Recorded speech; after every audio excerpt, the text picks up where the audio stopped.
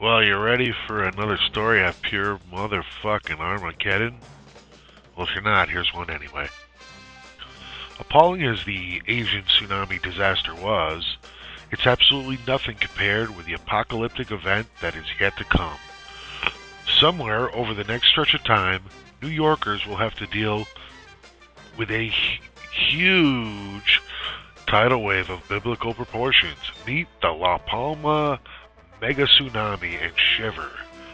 Flush, here comes the drowning wave.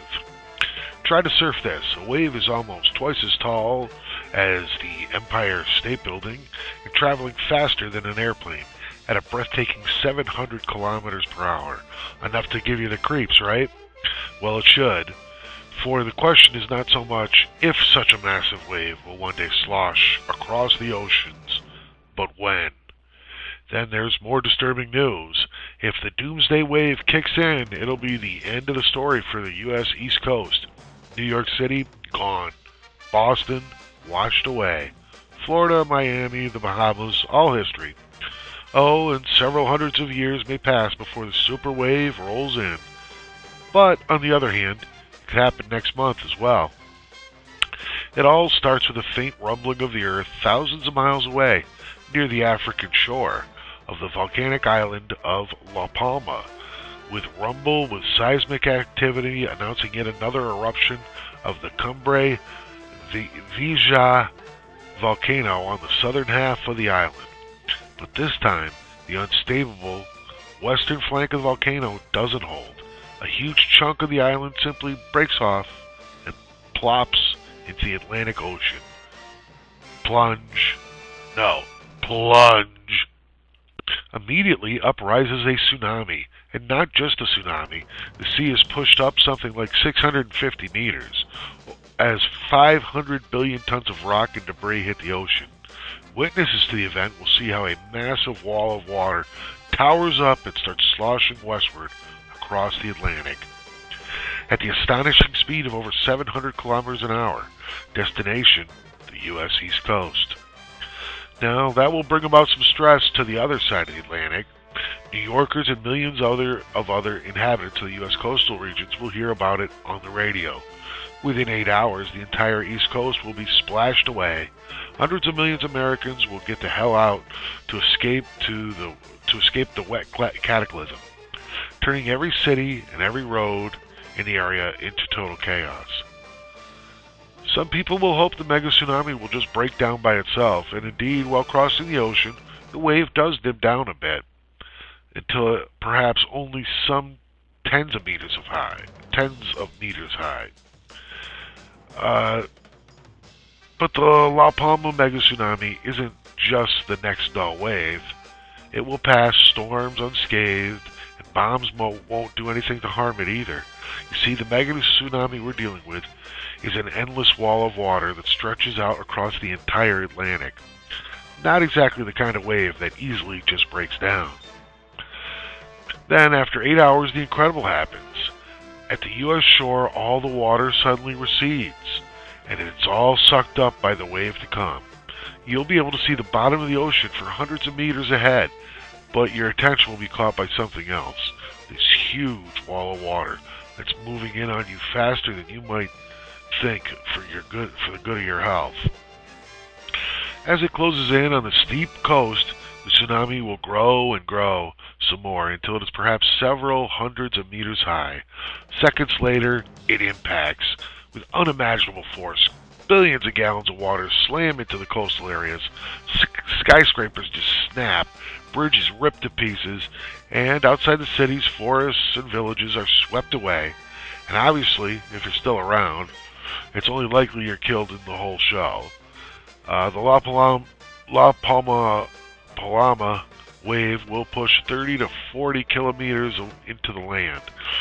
Since the wave is so long, more and more water will be pushed land inward until the entire wave has finally rolled onto the shore. Next, the massive waters withdraw. With unimaginable force, the wave is sucked back into the ocean, dragging with it everything and everyone it encounters. So one moment you're high and dry, only minutes later you find yourself floundering somewhere in the Atlantic, well away from the shore. In effect, the mega tsunami will wash the coastal area clean. It will destroy every city on the U.S. coast, and although it really won't bring about the end of life on our planet, millions will die, not to mention the total disruption of the world when the urban heart of America is just swept away. And by the way, the Americans aren't the only ones affected. More southwards, the Middle and South Americas will be struck. Calculations show Europe will suffer as well. The southern part of England will be hit too. Parts of the low-lying Netherlands will be flooded. Some parts of the French and the Spanish coast will be severely hit. In Europe too, many thousands will die. Ironically, Africa, the continent where the mega tsunami comes from, will be relatively safe, since the super wave is pointed away from the continent. Like almost every other apocalyptic scenario we've discussed in other videos, the one with the tidal wave is nothing really special in Earth's history, you see? It's perfectly normal for a volcanic island to collapse every once in a while. That's why on several occasions in our prehistoric past, giant killer waves rolled over the seas, bringing about doom and destruction everywhere they hit land. I'll give you an example of a few. Oahu Island in Hawaii. Many times in history, big chunks of Hawaii plummeted into the sea. The biggest event occurred about 2 million years ago when a piece of rock 10 times as big as Mount Everest broke off the island of Oahu, and the result, a huge tsunami, hundreds of meters high, tens of kilometers long. And then there's the Cape Verde Island. 80,000 years ago, the west coast of Africa was rinsed clean as another massive tsunami hit it at nearly full force. 1 hour earlier, a massive chunk of Cape Verde Island had plunged into the sea. Then there is Reunion Island. Only 4,000 years ago, the island of Reunion in the Indian Ocean snapped in half. Another mega tsunami popped up. Several hours later, it slammed into the coast of Australia. This is known as water fury. Some famous or infamous mega tsunami events. On many occasions, huge tsunamis swept over the continents, and these are just a few that we know of. And La Palma, only recently scientists realized that the ideal conditions for the next landslide exist on this island. Actually, 1949. An eruption of the Cumbre Vieja almost triggered the La Palma disaster. The volcano erupted, the weaker half of the island dropped down 4 meters, and then it halted. And it was only in the 1990s geologists realized what a really close call that was. On the other hand, some scientists hope the island will snap into pieces before hitting the Atlantic. That would almost certainly lead to a smaller wave, compared to throwing a rock into a pond with dropping a handful of sand into it. No one knows if the island is able to withstand the next volcanic eruption. Gladly, we'll know several weeks in advance the Cumbre Vieja is about to go berserk again.